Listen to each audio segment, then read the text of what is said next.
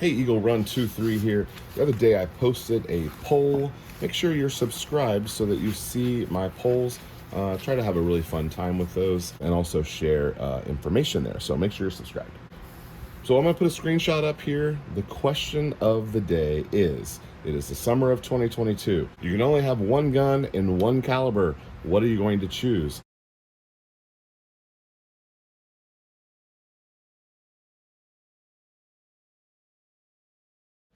The options I list here, coming in at the bottom of the list was the 45 ACP. You know, I don't currently shoot 45. I think I have a 1911, and I've got some 45 rounds, but I haven't shot that gun in 10 years. It's just hanging out. I don't know that I ever will shoot it. You know, even 3-4 years ago, 45 ammo was way more expensive than 9, and it wasn't fun to shoot when I couldn't replace it really very economically or easily, and so I just kind of fell away from it. And I think it has its place, and I can also see by the results here that only 3% of the people grabbed that one as their choice, which I agree with. Some of the other ones that didn't do very well that I might be able to make a case for, the 12 gauge. Now, 12 gauge is super versatile, as you well know, and there's a lot of bullets in that caliber. So if you're choosing that as your caliber with unlimited ammo, I think I might have forgot to say that, you get one gun in one caliber, but the caveat is that you get unlimited ammo. So unlimited ammo, that would mean you're gonna have buck, you're gonna have slug, you're gonna have 6-shot, you're gonna have, you know, your 7.5, 8-shot, you're gonna have all sorts of things that gun can shoot, and you would have, you know, unlimited ammo. I think you could make a case that having maybe not a crazy long field barrel, but maybe something in the shortish range barrel you could use it for home defense, you could use it for personal defense, you could use it for hunting. I think a lot of people are sleeping on that 12 gauge here. Now, it may not work for everyone, maybe depending on where you live and things like that is what's skewing people away. Probably less of a city gun and more of a country gun. I don't know if that weighs into it. I don't know, but the 12 gauge, you should not sleep on the 12 gauge for your choice. Okay, another one that did not do very well that I also think I could make a strong case for is the 22 LR. So if you got a 1022, that was the gun that was the option, a semi-auto 22 with unlimited 22 ammo. Now, obviously 22 is not anyone's first choice for self-defense, but it's been proven over and over that 22 is lethal, and obviously it doesn't have any stop knockdown power, doesn't have any of that, but it could be used for self-defense, maybe not very well, but it could be used for self-defense.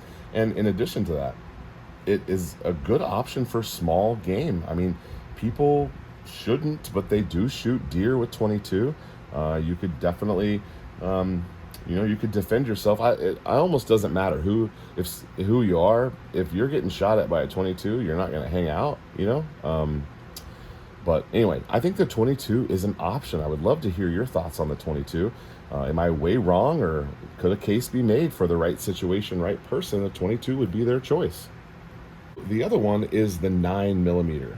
Now, I specifically said handgun 9mm. Now, up until the other night when I shot this at the range, this gun has not got much airtime on the channel, and it is a shame because this is a really fun gun to shoot. It might be the funnest gun that I have to shoot. It very well may be.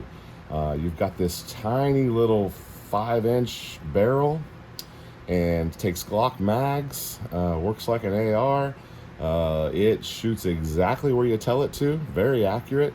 Of course, we're not stretching out very far. We're, you know, inside of 25 yards, but super fun to shoot. And this right here maybe make me change my mind, because obviously a 9mm handgun may not be your first choice. But what if I had said a 9mm and you have an AR platform 9mm? This could be an option for self-defense. You're shooting a 9mm bullet, which is primarily used for self-defense and target, but, you know, self-defense. and you have an AR platform, which kind of gets you in the rifle stability category. The results on the test were like, the results, which we had over 200 people vote, so we're going to say this is scientific. The overwhelming results were that the AR-15 in a 223.556 variant was the number one choice, and it wasn't even close.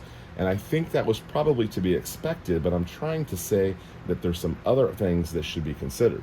Would it have changed your mind had I have said a pistol caliber carbine, or if I had said, an AR-9, would that have changed your mind? Would you have chosen an AR-9 at a greater rate than you chose a 9mm pistol? Maybe I need to make a new poll, but had a great time shooting this, and it really kind of opened my eyes. While we're here, one thing I do not like about this gun is the pistol brace. I don't know what's happening with pistol braces. This one is really ugly on this gun. I really think I want to just do the buffer tube that just has the pad on it with no vertical piece on the back. I really think I would like to do that.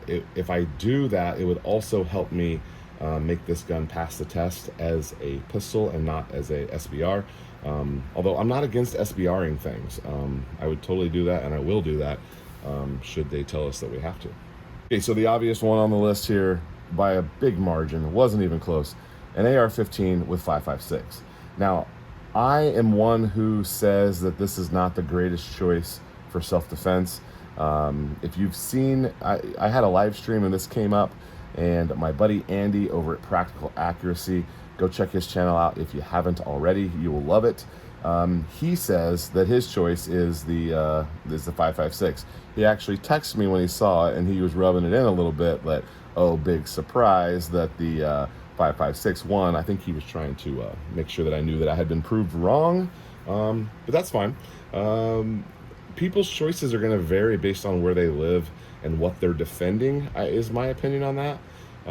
I currently live in the suburbs, and so I'm probably going to grab a pistol first. I think I would have chosen the 9mm handgun, but I also made a case for shotgun and 22, and then here I am backpedaling all that to say that maybe I would have chose a 9mm in an AR.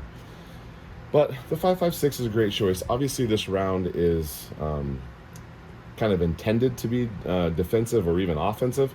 So it's a good round for hunting. It's a good round for self-defense. There are lots of options that are heavier and lighter, and lots of self-defense ones that open up more and have more, knockdown power. So it's easy to see why that one won, and I don't disagree with it.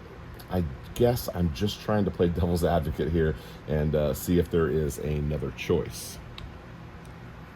So anyway, that's what I have for you guys today. I would love for us to discuss this further in the comments, so let me know what you're thinking, and make sure you're subscribed so you can grab the polls that we do here in the future. Thanks for watching, guys. Eagle Run 23. We'll see you next time.